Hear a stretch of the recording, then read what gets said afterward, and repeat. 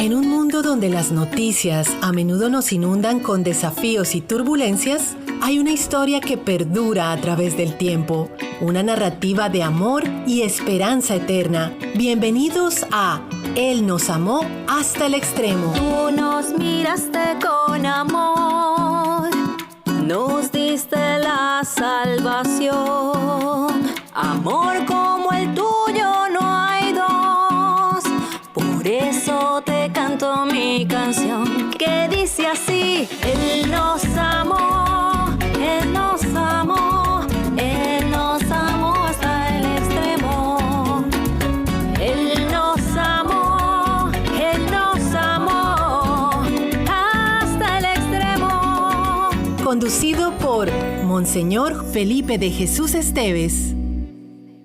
Un saludo muy especial a los radio oyentes de Radio Paz. Aquí, Monseñor Felipe de Jesús Esteves, obispo emérito de la diócesis de San Agustín, en este gran programa intitulado Él nos amó hasta el extremo. Y quisiera compartir con ustedes un texto de la primera carta de San Juan, capítulo 3, del versículo 18 al 24, dice así: Hijitos míos, no amemos con la lengua y de palabras, sino con obras y de verdad. En esto conoceremos que somos de la verdad y estaremos tranquilos delante de Dios, aunque nuestra conciencia nos reproche algo, porque Dios es más grande que nuestra conciencia y conoce todas las cosas. Queridos míos, si nuestro corazón no nos hace ningún reproche, podemos acercarnos a Dios con plena confianza.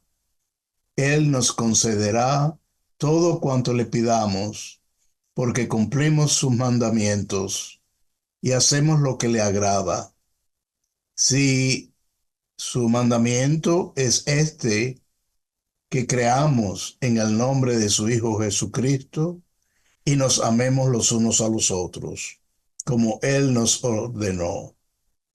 El que cumple sus mandamientos permanece en Dios y Dios permanece en Él, y sabemos que Él permanece en nosotros por el Espíritu que nos ha dado.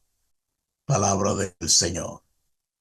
Y este texto es muy trinitario, revela la Trinidad, es el amor del Padre que ha enviado a su Hijo y que quiere que vivamos en la fe en Jesucristo, su amado Hijo, y que vivamos en el amor al prójimo. Ese es el mandamiento. Y eso es posible, ese amor es posible por el poder del Espíritu Santo que se nos ha dado. El Espíritu Santo, que es el amor en la Santa Trinidad.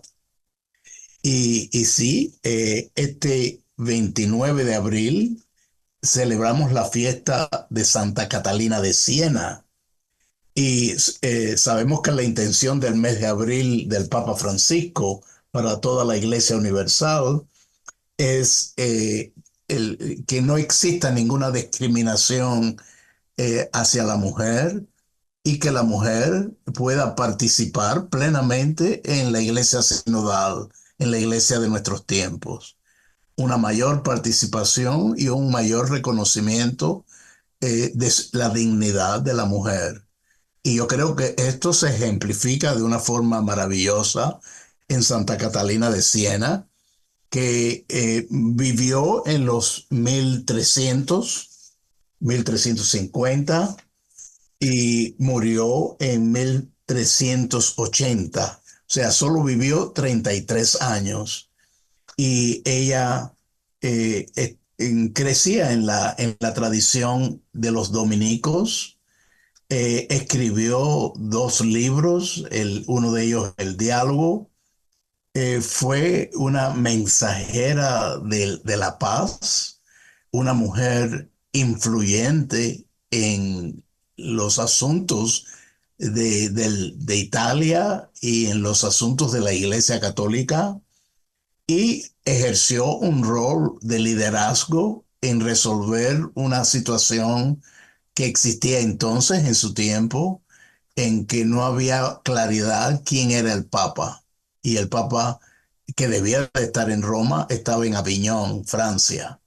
Y ella con mucha coraje, con mucha valentía, le dice a ese Papa, yo creo que su nombre es Gregorio XI, has de venir a Roma y ejercer tu pastoreo como sucesor de Pedro. O sea, qué liderazgo de esta mujer que era consultada por las diferentes autoridades de Europa, por su sabiduría, por su orientación y por su ejemplo, su modelo. Ella hoy su cuerpo reposa en Roma, y ella es patrona de Italia, junto con Santa Brígida de Suecia y Santa Teresa Benedicta de la Cruz, copatronas de Europa. Es como tres mujeres admirables que han tenido un impacto grande en la vida de la iglesia y un ejemplo y un modelo para todas las mujeres hoy en día. Santa Catalina de Siena brilla por su liderazgo de mujer y de ciudadana, y teniendo un impacto en los asuntos políticos, sociales, económicos y eclesiales de su tiempo. Continuamos en este tiempo de la Pascua, tratando de entender esa realidad de la resurrección de Jesucristo. Sin duda alguna es un tema que no resulta fácil de entender, porque obviamente no es, la resurrección es cosa nueva. Por eso San Pablo le llama a Jesucristo hombre nuevo, porque estamos delante de una nueva realidad que nos cuesta entender y nos cuesta transmitir a los demás lo que es la realidad de vivir en la resurrección de Jesucristo. Cada uno de nosotros, bautizados, pueblo de Dios, estamos llamados a resucitar con Cristo. Cristo nos concede su vida, nos hace compartir la vida nueva del resucitado. Pero nos cuesta un poquito comunicar eso a nuestros niños, a nuestros jóvenes, y nos cuesta ese lenguaje. Por eso yo creo que es muy importante ir al catecismo, porque el catecismo, bajo el título de Yo creo en Jesucristo resucitado, estos números del catecismo nos ilustran, nos dan como el lenguaje de cómo entender la resurrección de Jesucristo y nuestra propia resurrección. Y lo vemos en el número 654 del catecismo, que sabemos estos números son los de los párrafos del catecismo, y en el 654 y 655 encontramos lo siguiente, y yo les invito a ir al catecismo y leer por ustedes mismos, radioyentes, estos dos párrafos. Y nos dice el 654: hay un doble aspecto del misterio pascual. Por su muerte nos libera del pecado. Por su resurrección nos abre el acceso a una nueva vida. En primer lugar, la justificación que nos devuelve la gracia de Dios. O sea que San Pablo es el gran maestro de la justificación. Es decir, que por el misterio de la muerte de Jesús y su resurrección, hemos pasado de la vida del pecado a la vida de la gracia. Y ese cambio profundo que recibimos en nuestro bautismo, San Pablo le llama la justificación. Y continúo leyendo: a fin de que, al igual que Cristo fue resucitado de entre los muertos, así también nosotros vivamos una nueva vida. Nos lo dice Pablo en Romanos 6:4. Consiste en la victoria sobre la muerte y el pecado y en la nueva participación en la gracia. Es decir, la gracia es la vida nueva en Cristo. Realiza la adopción filial porque nos convertimos en hermanos de Cristo, como Jesús mismo llama a sus discípulos después de la resurrección: id y avisad a mis hermanos. Y esa adopción filial es fruto de nuestro bautismo, porque por el bautismo nosotros somos hijos e hijas de Dios. Ese es lo que dice el catecismo, la adopción filial. Y después de la resurrección, Cristo dice: id y avisad a mis hermanos, no por naturaleza, sino por el don de la gracia, porque esta filiación adoptiva confiere una participación real en la vida del Hijo único, lo que ha sido revelado plenamente en su resurrección. Es decir, que Cristo murió por nosotros. Podemos decir también, Cristo resucitó por nosotros, haciéndonos parte de su nueva vida, Hijo de Dios vivo. Y en el número 655, el catecismo nos dice, por último, la resurrección de Cristo y el propio Cristo resucitado es principio y fuente de nuestra resurrección futura. Cristo resucitó de entre los muertos como primicia de los que durmieron. Del mismo modo que en Adán mueren todos, así también todos revivirán en Cristo. Eso lo dice San Pablo en la primera de Corintios capítulo 15, 20, 22. En la espera de que esto se realice, nuestra propia resurrección, Cristo resucitado vive en el corazón de sus fieles. En él los cristianos saborean los prodigios del mundo futuro, como lo dice la carta a los Hebreos, capítulo 6, versículo 5.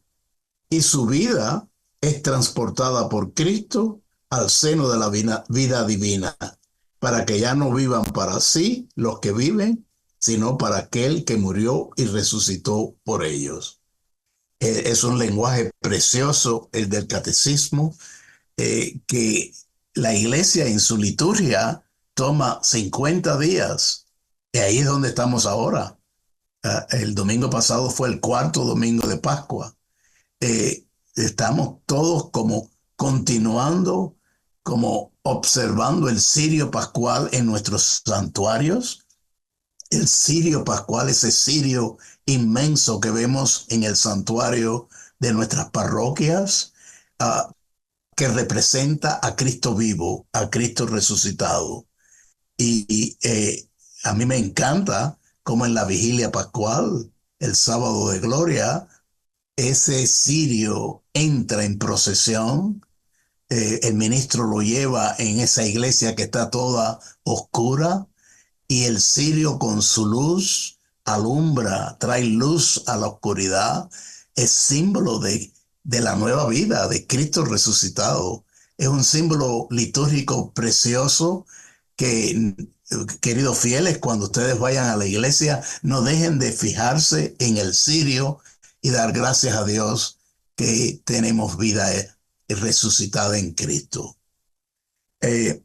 Yo creo que es una maravilla que necesitamos tiempo. Por eso es que tenemos 50 días antes de Pentecostés para asimilar, interiorizar la buena nueva. Cristo vive, Cristo está resucitado.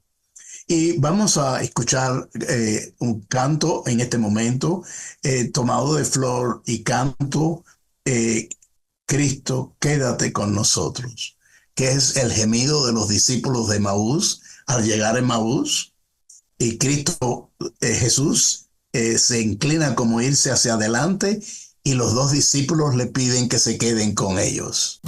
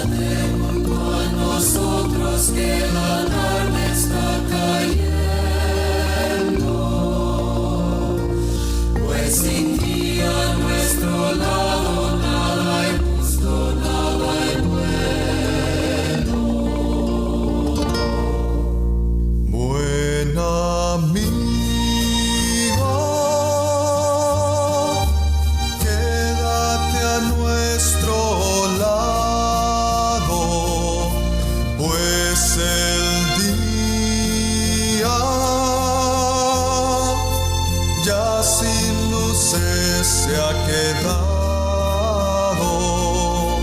con nosotros. Quédate para cenar y comparte mi mesa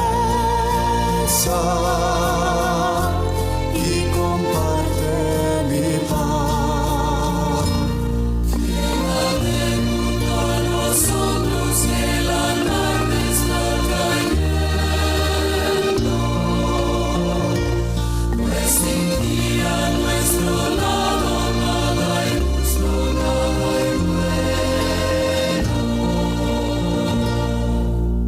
Tus palabras fueron la luz de mi estero y nos diste una fe más verdadera al sentarnos junto a ti para cenar. Conocimos quién eras al partirnos el pan. Quédate junto a nosotros que la tarde está cayendo, pues sin ti a nuestro lado nada hay justo, nada hay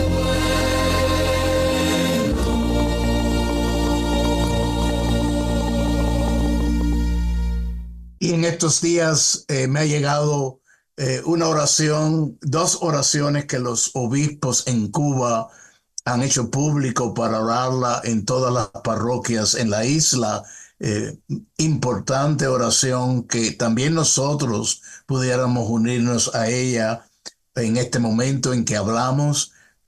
Monseñor Tomás Wensky, el arzobispo de Miami, está en Cuba.